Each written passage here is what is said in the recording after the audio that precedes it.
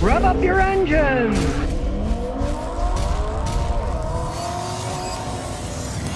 Look, somebody wrecked my house here. Yeah, it was a little house, but it was a nice house. Boom! We have cameras here. They decided to run it over and then take off. So we're on the lookout for you, and we're not going to stop till we find you.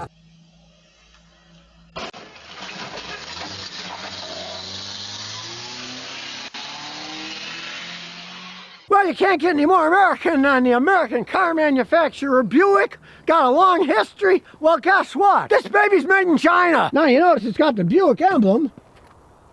But if you look further, you see it doesn't say Buick anywhere. It just has the emblem. Now, that's mainly because the Chinese like the Buick emblem. They don't like the name, so they use the emblem. But you never know. This was bought here in the United States. He just bought it used. You have to say they're a little bit on the sneaky side because as we look here, you can see manufactured by Psych Motors Corporation for General Motors LLC, but it doesn't say anything about China. What you do is you look at the VIN.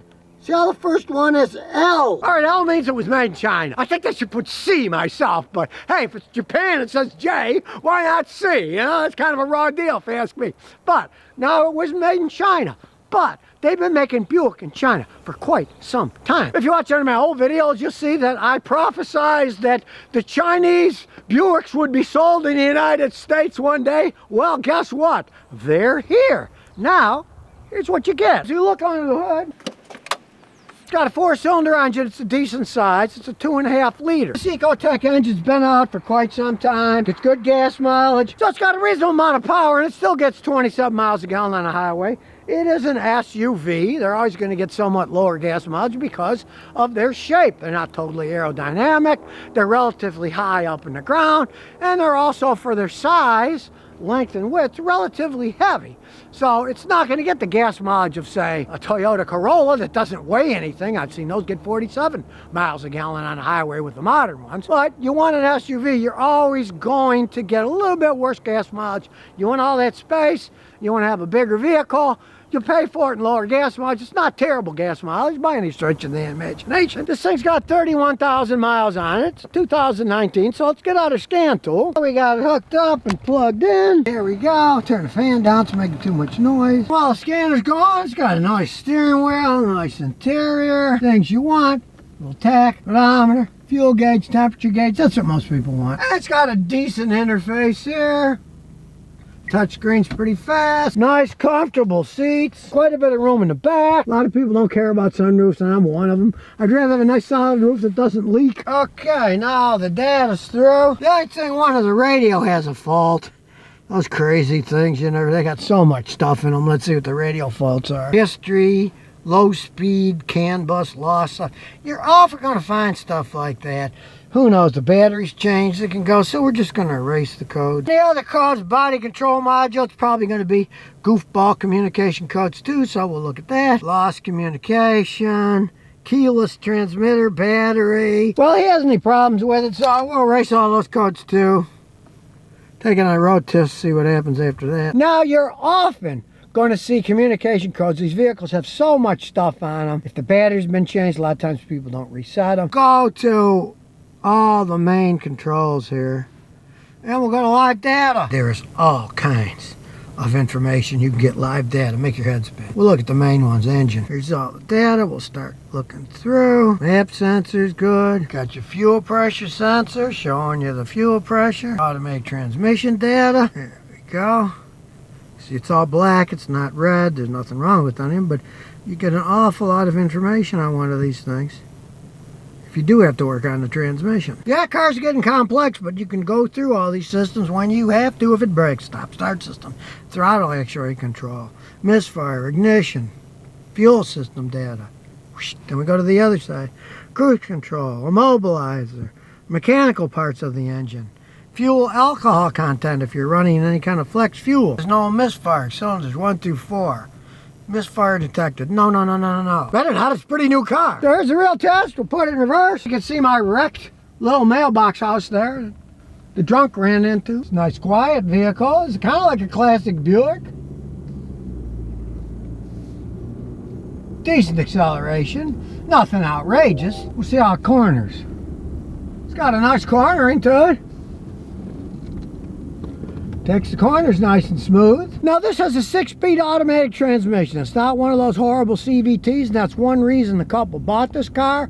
They did not like CVTs, and they like this transmission. You step on the gas, it goes, you hear the gears shifting, take it off, it shifts down. It's not a CVT, it's a regular automatic, which is a much more fun driving experience. And they do also tend to last longer. It's got a nice smooth ride.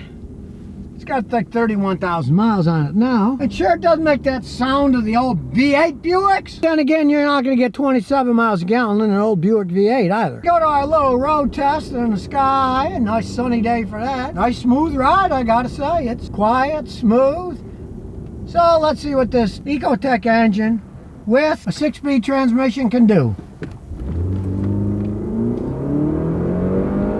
It's got acceleration. Nice smooth shifting, you can feel the smooth shifts. And it's not a race car, but hey, it gets up and goes, and you want to pass somebody. Here, you can see right here, we're going 50, and we'll floor it. Not race car fast, but hey, we're going 65 now. It's fine for driving around in, but do realize it's a smaller SUV, so it's going to have a little kind of a bumpy ride at times because it's got a relatively short wheelbase to it. You can feel the bumps on this road, and this is a pretty smooth road. So the ride quality, yeah, mediocre at best when you're on the highway hitting bumps. The Japanese ones that I've driven around rode a lot better, but he was even looking at them. He was looking at RAV4s. But he found that they were at least $10,000 to $14,000 more used than this thing was. I mean, really, you always got to compare cost, quality, what you really want versus how much money are you shelling out. I guess I know old people drive Buicks cause that turn signal, man, it's clicking loud. Buicks still have an image of older people in the United States, and it is an older couple that bought this. I mean, all in all, it's a pretty capable little SUV. And you notice it has the automatic shut off. I would turn it off too. I can't stand the cars that shut off where you're idling and take off. It's annoying. It wears your engine out further. Yes, I would turn that off all the time too. And I have to say the build quality is pretty good. I don't hear any wind whistling, any odd noises. The doors close solid. Because realize these things are built in China mainly robotically. There are a lot of robots building these things. You don't have to worry about somebody got drunk last night, came to the assembly line, didn't do such a hot job. Well, robots don't drink as far as I know. I guess they realize they got a lot of old people buying these things. They want to be able to hear that. And there it is. A lot of companies are trying to make their vehicles quieter. Not this one. It's got a nice loud turn signal. Well, if anybody knows, I'd love to find out. Are they loud in the Chinese market too? Do the Chinese want this loud ticking, or do they make it quiet there? If anybody knows, please contact me. I'd love to know. Anybody out there in China can make it through to YouTube and watch and give me a comment.